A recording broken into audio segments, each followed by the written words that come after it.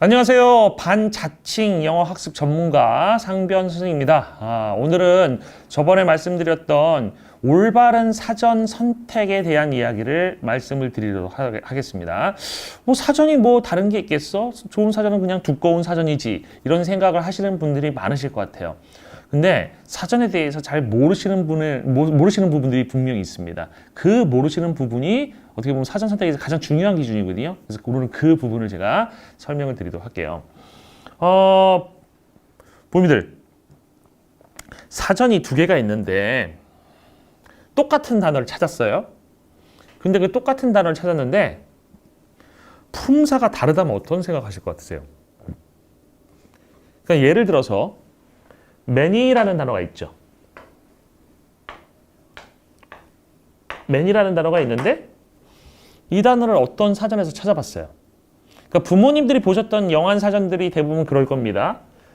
그 사전을 보면 이 many의 품사가 뭐로 나오냐면 형용사라고 나올 겁니다. 형용사. 그래서 대부분 다 many 형용사라고 알고 계실 거예요. 아이들도 대부분 다 many를 형용사로 알고 있고요. 영어를 가르치는 사람들 중에서도 대부분이 many를 형용사라고 생각할 겁니다. 근데 제가 이제 대학교에서 영어를 배우면서 충격을 받았던 것도 이 부분이고, 그리고 제가 가지고 있었던 사전, 영영사전회 같은 경우에도 이게 달랐어요.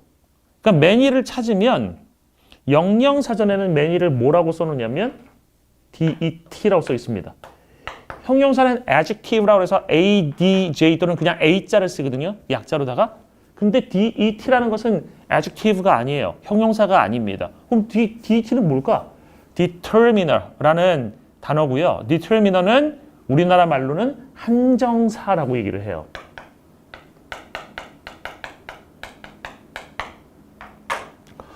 근데 보세요. 똑같은 단어인데 우리나라에서 나온 영한 사전에서는 형용사라고 써 있고요. 그 다음에 원어민들이 만든 사전, 영영사전 속에서는 한정사라고 써 있습니다. 이 뭐가 맞을까요? 뭐가 맞겠습니까? 그러니까 이렇게 생각해 보시면 될 것 같아요. 필리핀에서 국어 사전이 출판이 됐어요. 우리나라 사전, 국어 사전이.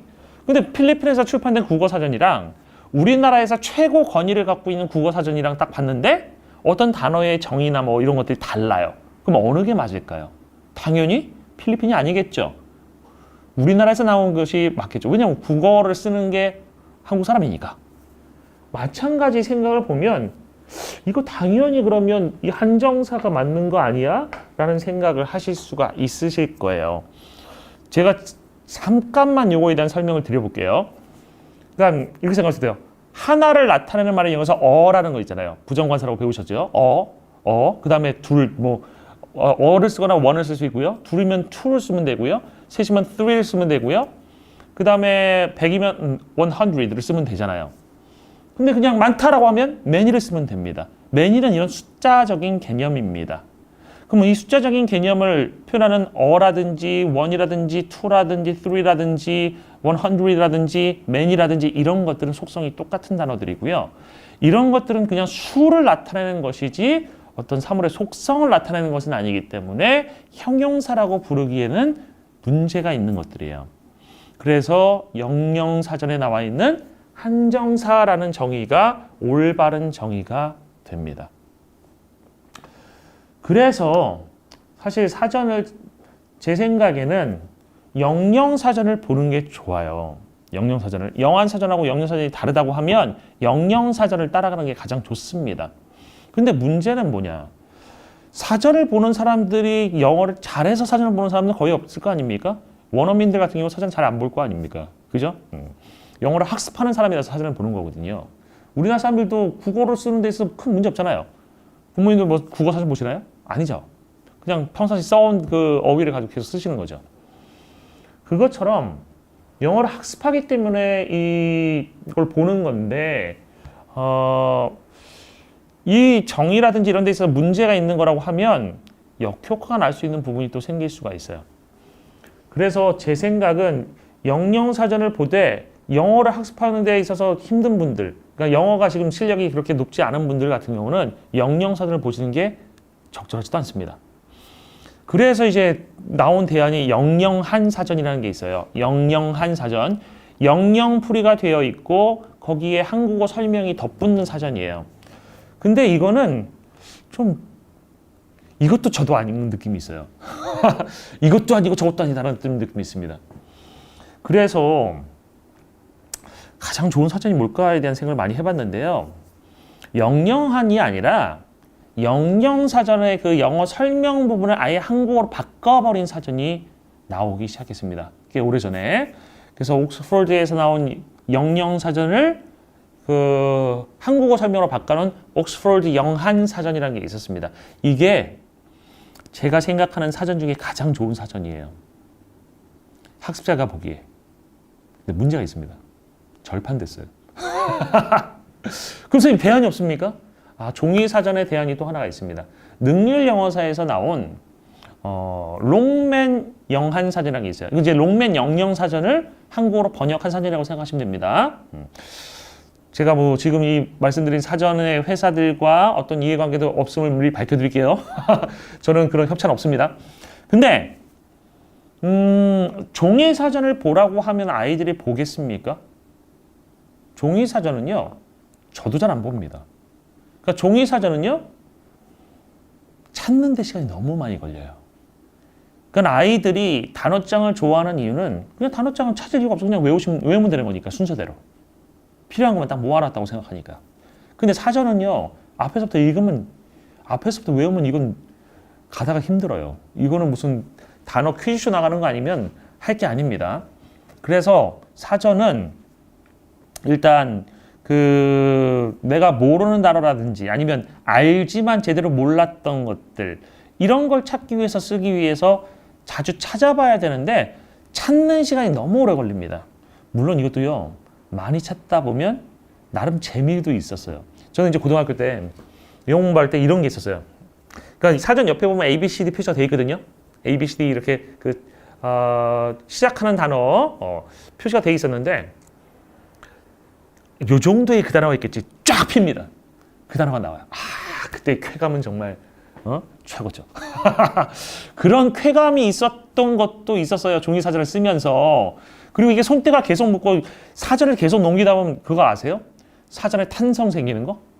사전을 계속 넘겨서 보통 이렇게 놓고도 이렇게 넘기잖아요. 그렇게 보다 보면 사전을 뒤집어 놓고 사전을 이렇게 밀어서 뭐라고 설명해야 될지 모르겠는데 사전을 이렇게 보던 사전을 뒤집어 놓고 쭉 밀어서 이렇게 종이를 이렇게 넓게 펴지게 만드는 상태로 다 만들어 놓고 손을 딱 대면 원상복귀 됩니다. 그런 탄성이 생겨요. 이거 아시는 분들은 영어 제대로 공부하신 분들이에요. 제 말이 이해되시는 분들은 공감하실 겁니다. 나만 느낀 게 아니었어. 그리고 사전에 손때가 쫙 묻죠. 그런 것들 경험하시는 것도 뭐 나쁘진 않은데 요즘 아이들과 어울리지 않습니다. 요즘 아이들은 그런 거 싫어요. 저도 싫어요. 그럼 저는 어떻게 하냐면 저는 이제 영영사전 많이 찾아보는데요. 사전 프로그램을 깔아놓고 앱으로다 깔아놓고 컴퓨터에서 찾아서 검색해서 쓰는 경우도 있었고요. 요즘에 이것도 불편해요.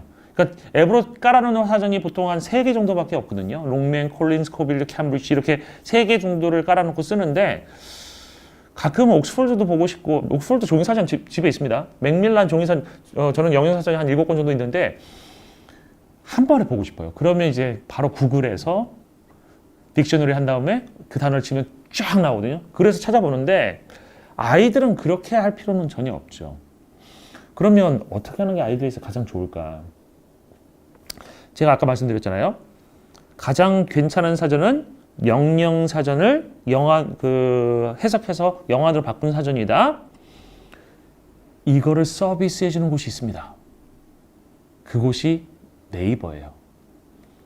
그러니까 저는 이제 다음 사전도 많이 씁니다. 그러니까 저는 영한 사전을 그냥 쓰는 것도 괜찮아요. 왜 그러냐면 영한 사전의 잘못된 정의도 저는 고쳐서 볼 수가 있거든요. 그러니까 제가 찾는 정보는 좀 다르기 때문에 저는 다음 사전도 자주 활용합니다. 옛날부터 다음 많이 썼고요. 근데 네이버에서 영어 사전을 검색하게 되면 여러 가지 결과물이 나와요. 그 중에 하나가 옥스퍼드 영한 사전입니다. 옥스퍼드 영어사전이 절판이 되었지만 네이버에서 서비스를 하고 있어요. 그래서 네이버 사전의 기본 사전이 옥스퍼드 영어사전이니까 그 사전을 이용해서 아이들 공부하도록 하시면 좋지 않을까. 그래서 제가 생각하기에 아이들이 쓸 수 있는 가장 좋은 사전은 네이버 영어사전에 기본으로 깔려있는 네이버 그 옥스퍼드 영어사전이다 라는 생각이 듭니다. 그 검색하는 것도 쉽잖아요. 사전 앱만 잘 깔아놓으면 바로 검색이 가능하고요. 그리고 이렇게 자기가 찾아봤던 단어들 다시 쭉 이렇게 기록이 남아있으니까 그거 심습할 때 눌러보면서 다시 한번 그 되새김의 과정을 갖는 거, 이런 것도 학생들이 그 단어를 더 오랫동안 기억하는 데 있어서 도움이 될 수가 있어요. 그래서 오늘은 제가 생각하기에 가장 좋은 사전이 무엇인가에 대한 얘기를 말씀을 드렸습니다. 뭐 결론 나왔죠? 네이버, 옥스퍼드, 영어사전. 이거를 적극적으로 활용하라. 종이 사전을 쓰겠다, 난 종이 사전 무조건 쓰고 싶다 그러면 지금 구매할 수 있는 것은 능률 롱맨 영어사전이라는 것이 있다 라고 말씀드리고 싶고요. 학생들 수준을 넘어서 뭐 대학생이 돼서 영어를 좀 잘한다고 하면 그때부터는 영어사전 막 보면 됩니다. 영어사전은 뭐 여러 가지 다 보면 좋아요. 아까 말씀드린 것처럼 인터넷에 검색하면 많이 나오니까 굳이 살 필요도 없지 않나 싶습니다. 오늘은 올바른 사전의 선택에 대한 것에 대한 이야기를 설명을 좀 드렸습니다. 그리고 제가 중간에 좀 빼먹은 게 있는데, 올바른 사전은 또 중요한 게 뭐냐면 예문이라는 게 풍성해야 돼요. 그러니까 예문이 많지 않은 사전은 좋은 사전이 아닙니다. 예문이 많아야 돼요. 그러니까 사전을 보면 뜻이 쫙 나와 있잖아요. 근데 뜻만 나와 있고 예문 별로 없는 사전들이 있어요. 옛날에 우리나라식의 영어 사전들이 그런 게 많은데 그런 것들은 영어 학습에 그렇게 큰 도움이 안 됩니다. 무조건 그 뜻이 있으면 하나의 뜻에 대해서 예문이 최소 하나 이상은 있어야 돼요. 예문 많은 사전이 좋은 사전이다. 그리고 예문이 해석까지 돼 있으면 학습자들이 공부하는 데 더 좋겠죠. 그게 이제 아까 말씀드린 것처럼 우리나라 네이버나 다음에서 서비스하는 사전들은 예문에 대한 해석까지 나와 있거든요. 그러니까 그런 것들 가지고 공부하면 아이들이 사전을 잘 활용해서 영어를 더 효율적으로 공부하는 데 도움이 많이 될 수 있다고 생각하고요. 제가 다음 시간에는 무슨 설명을 드릴 거냐면, 그럼 사전을 어떻게 써야 되는가? 올바른 사전 활용법이라는 것을 아까 설명드린 네이버 사전 같은 예를 통해서 설명을 드리도록 하겠습니다. 그럼 다음 시간에 또 다시 만나 뵙기를 기대하겠습니다. 감사합니다.